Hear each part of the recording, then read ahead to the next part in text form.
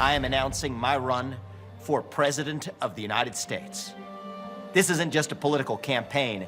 This is a cultural movement to create a new American dream for the next generation. Well, there you have it. The GOP field of presidential nominees grew once again this past Tuesday as entrepreneur Vivek Ramaswamy has officially thrown his hat into the ring for the White House in 2024. He is a rising innovator in the biotech industry who sounded the alarm of the dangers of the Democrats' climate agenda, and he's tackled woke culture that's infested corporate boards.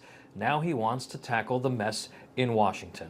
Entrepreneur, author of Woke Inc. Inside the Corporate America's Social Justice Scam, and candidate for the Republican nomination for president, Vivek Ramaswamy, joins us now. Vivek, thank you so much for being with us. We appreciate it. Good to see you guys. How are you?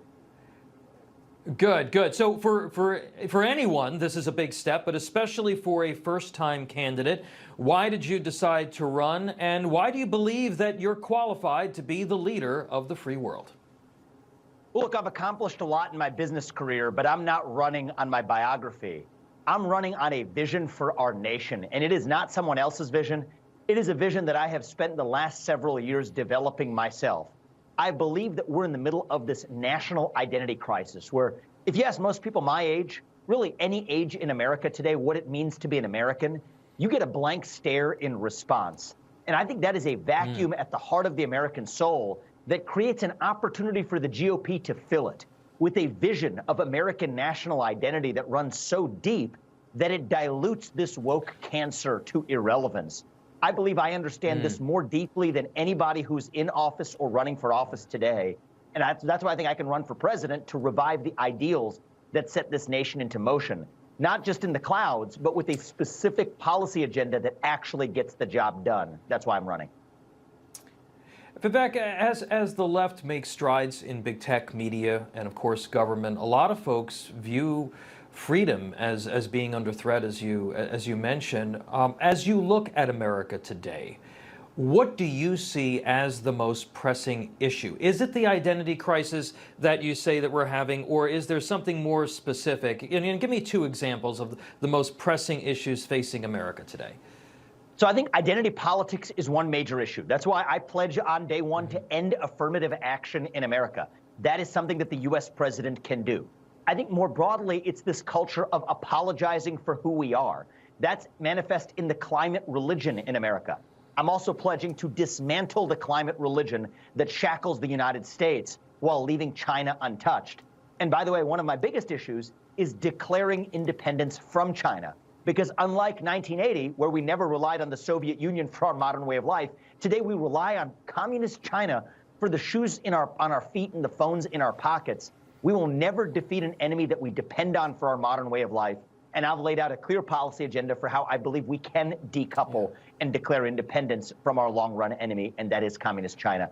That just scratches the surface, though. And the thing for me is, I think in this race, one of the things that surprises me is, I think I'm the only Republican saying these things out loud about actually ending affirmative action, about actually totally abandoning this climate religion. I've been a big advocate of unapologetically using our military to secure our border, using our military not to fight some pointless war somewhere else, but to decimate the drug cartels in Mexico that are sending across fentanyl that's killing 100,000 Americans per year on American soil. These are basic ideas that most conservatives, in fact, most Americans agree on. And yet I see Republicans being a little too shy to say these things out loud. And you ask me why I'm running for president. These are the ideas. I'm not giving what somebody else in a binder set up for me to say. These are the ideas I've written about in 3 books I've written over the last 18 months. 2 of them are out. I've started a company, Strive, to compete with BlackRock, one of the leaders in the woke industrial complex. So I've actually walked the walk, but now we got to take this to the next level, and I think the White House is the place to do that.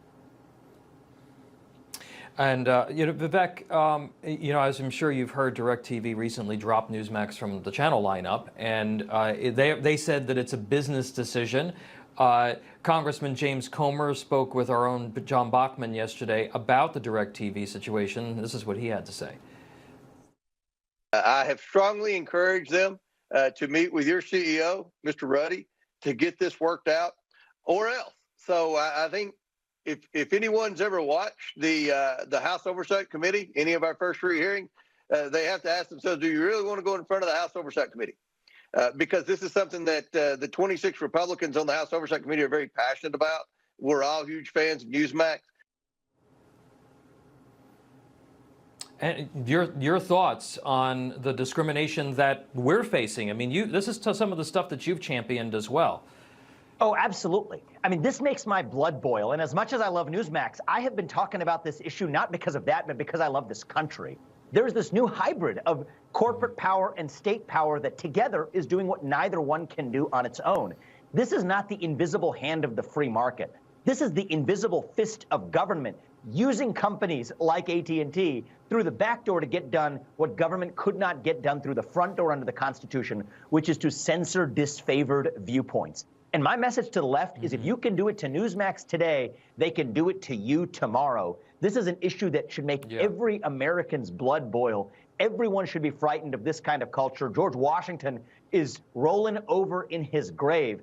And that is why I will stay on the front lines of this to say that this ideological cartel in the private sector, when it works with the government, creates viewpoint censorship like we've never seen in the history of our country. And I'm committed to fixing it.